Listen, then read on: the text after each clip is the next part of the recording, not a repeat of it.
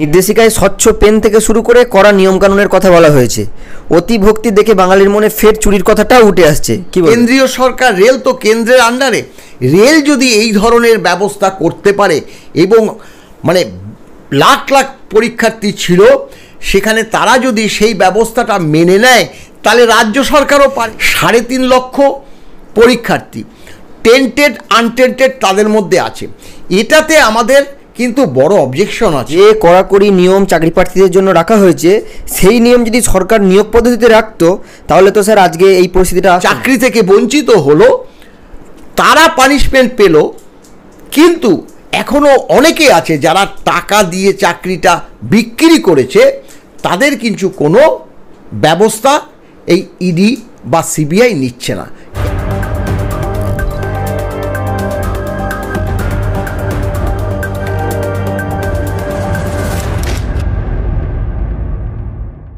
Sir সব কিছুর পরবর্তীতে এবারের নিয়োগ কি দুর্নীতিমুক্ত হবে, কি মনে করছেন? ব্যাপারটা হচ্ছে এই সরকারের আমলে দুর্নীতিমুক্ত হবে সেটা একজন দুগ্ধপোষ্য শিশুও জানে যে নিয়োগ প্রক্রিয়া যেটা হচ্ছে এর মধ্যেও জল থাকবে, কারণ সরকারটাই তো দুর্নীতিগ্রস্ত সরকার। এখন এই তৃণমূল সরকারটা একটা দুর্নীতিগ্রস্ত সরকার। যারা দুর্নীতিগ্রস্ত সরকার তারা তো দুর্নীতি ছাড়া থাকতেই পারে না, স্বাভাবিকভাবে এর মধ্যেও দুর্নীতি থাকবে, সেটা প্রকাশও পাবে। এই যে মিডিয়ার প্রিন্ট মিডিয়া আছে বা বিরোধী দলগুলো আছে তারা তো ওত পেতে আছে। পরীক্ষাটা হয়ে গেল, তো এবার দেখা যাবে যে কারা ওর মধ্যে, যদি যাদের টোটালি বাদ হয়ে গেছিল টেন্টের যারা, তাদের তো পরীক্ষা দেওয়ার কথা না, তারা দিকলো কি না। এবার যদি এরকম যদি 5 জন 7 জন 10 জন বেরোয় তাহলে তো সুপ্রিম কোর্ট মারাত্মকভাবে নির্দেশ দেবে বলেছে এই এসএসসি ব্যাপারে। তখন তো যদি চাকরিটা মানে পরীক্ষাটা আবার বাতিল করে দেয় তাহলে তো নিয়োগটাই হবে না। এখন সেটা যদি অল্প সংখ্যক হয় তবুও সেটা মান্যতা দিয়ে অন্তত যারা পরীক্ষা দিয়েছে, কারণ স্কুলগুলো তো শেষ হয়ে যাচ্ছে, আগামী প্রজন্ম তো কিছুই জানতে পারছে না। এই তো আজকেও পড়লাম যে প্রাইমারি স্কুলের কোনো শিক্ষকই নেই, এরকম স্কুল অজস্র, একজন শিক্ষক দিয়ে 200-250 মানে ছাত্রছাত্রী পড়াচ্ছে, তাহলে কি পড়াচ্ছে, কি শিখবে? আমরা তো বাম আমলে আমরা তো এই সকল সাধারণ প্রাইমারি এবং এফিলেটেড যে সরকারি স্কুলগুলো আছে সেখান থেকে পড়াশুনো করে আমরা তো শিক্ষা দীক্ষা পেয়েছি, চাকরি বাকরি তো পেয়েছি। আর আজকে সরকারি স্কুল প্রাইমারি স্কুলগুলোতে মানে ছাত্রছাত্রী নেই, আর যারা আছে তারা কিছুই শিখছে না। এই দুর্নীতিমুক্ত প্রশাসন এই সরকার বিদায় না নিলে হবে না। তবে যারা আসবে তারাও কতটা যে দুর্নীতিমুক্ত প্রশাসন গড়ে উঠতে পারবে সেটা অন্তত এই রাজ্যের পক্ষে কিন্তু একটা সন্দেহ আছে, এর মধ্যে কোনো কিন্তু নেই। এসএসসির যে পরীক্ষা 7 তারিখের তা ইতিমধ্যেই স্যার সমাপ্ত। নির্দেশিকায় স্বচ্ছ পেন থেকে শুরু করে কড়া নিয়মকানুনের কথা বলা হয়েছে। অতি ভক্তি দেখে বাঙালির মনে ফের চুরির কথাটাও উঠে আসছে, কি বলবেন? ব্যাপারটা হলো, গত মঙ্গলবার বলছি যে রেলের একটা পরীক্ষা ছিল, কম্বাইন্ড পরীক্ষা। আমার ছোট কন্যা সেখানে অ্যাপ্লাই করেছিল, আমি সেখানে তাকে নিয়ে গিয়েছিলাম টিসিএলে সল্টলেকে। সেখানে মেয়েদের মাথার ক্লিপ পর্যন্ত রাখতে দেয়নি, স্বচ্ছ পেন বলে কোনো কথা নেই, স্বচ্ছ জলের বোতল বলে কোনো কথা নেই, শুধু অ্যাডমিট কার্ডটা নিয়ে গেছে এবং অ্যাডমিট কার্ডটা ফোনের সঙ্গে লিঙ্ক আছে কিনা সেটা দেখেই অ্যাডমিট কার্ডটা তারা ভেরিফাই করে তাদের পরীক্ষায় বসতে দিয়েছে। ঘড়ি, পেন, তারপরে যদি কোনো অলংকার থাকে সেগুলোও কিন্তু ছিল না। অর্থাৎ তাহলে কি হয়, শুধু ক্যান্ডিডেট শুধুমাত্র যে ওই অ্যাডমিট কার্ডটা নিয়ে ঢুকে পরীক্ষা দেবে সেটা সম্ভব। অর্থাৎ কেন্দ্রীয় সরকার, রেল তো কেন্দ্রের আন্ডারে, রেল যদি এই ধরনের ব্যবস্থা করতে পারে এবং মানে লাখ লাখ পরীক্ষার্থী ছিল সেখানে তারা যদি সেই ব্যবস্থাটা মেনে নেয় তাহলে রাজ্য সরকারও পারে।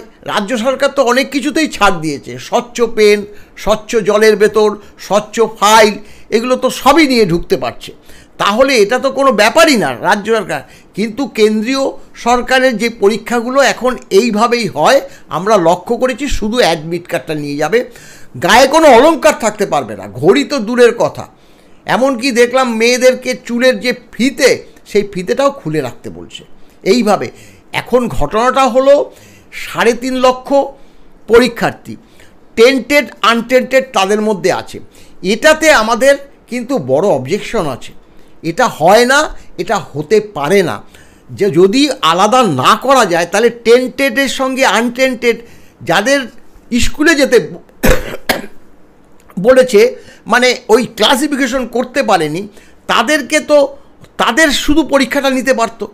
আবার নতুন যারা দিত 10 দিন পরে তাদের পরীক্ষাটা নিতে পারতো। অর্থাৎ দুটো ভাগে ভাগ করা উচিত ছিল। কারণ কি? কারণ এই একটাই, যে তারা তো পড়াশুনো ছেড়েছে অনেক দিন আগে, কেউ 5 বছর, কেউ 7 বছর চাকরি করেছে। কারণ 16 সালের এসএসসি 17 থেকে 18 থেকে রিক্রুটমেন্ট হয়েছে। আজকে 18তেও যদি ধরি, 18 আজকে 25, 7 বছর হয়ে গেল।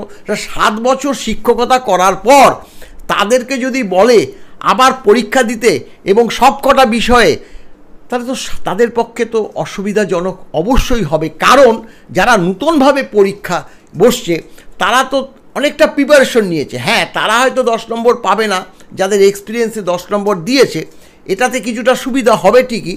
তবুও এই যে দুটো ভাগে ভাগ করে পরীক্ষাটা নেওয়া উচিত ছিল, এটাই আমরা মনে করছি। স্যার, যে কড়াকড়ি নিয়ম চাকরি প্রার্থীদের জন্য রাখা হয়েছে, সেই নিয়ম যদি সরকার নিয়োগ পদ্ধতিতে রাখতো, তাহলে তো স্যার আজকে এই পরিস্থিতিটা আসতো না। কি বলবেন? না, সেটা তো স্বাভাবিক। এটা তো মানে চাকরি বিক্রি হয়েছে, এটা তো এখন জলের মতো পরিষ্কার। এবং মুখ্যমন্ত্রী সব জানতো, তাদের নেতারাই বলেছে যে মন্ত্রিসভায় আছে সে পর্যন্ত জানে। কিন্তু সত্যি কথা বলতে দুঃখজনক যেটা হচ্ছে, যারা এই বলি হলো, চাকরি থেকে বঞ্চিত হলো, তারা পানিশমেন্ট পেল। কিন্তু এখনও অনেকে আছে যারা টাকা দিয়ে চাকরিটা বিক্রি করেছে, তাদের কিন্তু কোনো ব্যবস্থা এই ইডি বা সিবিআই নিচ্ছে না। কেন নেবে না? এটা তো সবারই অভিযোগ। তাহলে ইডি কেন নিচ্ছে না, সিবিআই কেন নিচ্ছে না? এবং সেটা সুপ্রিম কোর্টও বলেছে। প্রভাবশালীরা কোথায়? প্রভাবশালীদের তোমরা কি করছো? সেই কথা তো মানে গতদিন আমি দেখলাম যে প্রচার মিডিয়াতে, প্রিন্ট মিডিয়াতে প্রকাশ পেয়েছে। প্রভাবশালীদের কথা সুপ্রিম কোর্ট বলছে, কিন্তু ইডি হাত গুটিয়ে বসে আছে। এর মধ্যে যে কী কারণ, সেটা তো একমাত্র ইডিই বলতে পারবে। ইডি বলতে পারবে মানে কেন্দ্রীয় সরকার বলতে পারবে। কেন্দ্রীয় সরকার কেন, কেন্দ্রীয় সরকারের ভূমিকাও কিন্তু নক্কারজনক। কারণ ইডি সিবিআই কেন্দ্রের অধীনে, তাহলে তারা কেন ব্যবস্থা নিচ্ছে না? শুধু বলির পাটা হলো যারা এতদিন ধরে শিক্ষকতা করেছে তারা। এটা তো চূড়ান্ত অন্যায়। হ্যাঁ, এই যে এসএসসি বর্তমান যার, তারও তো পানিশমেন্ট হওয়া উচিত। সেও তো দিতে পারতো, টেন্টেড আনটেন্টেড।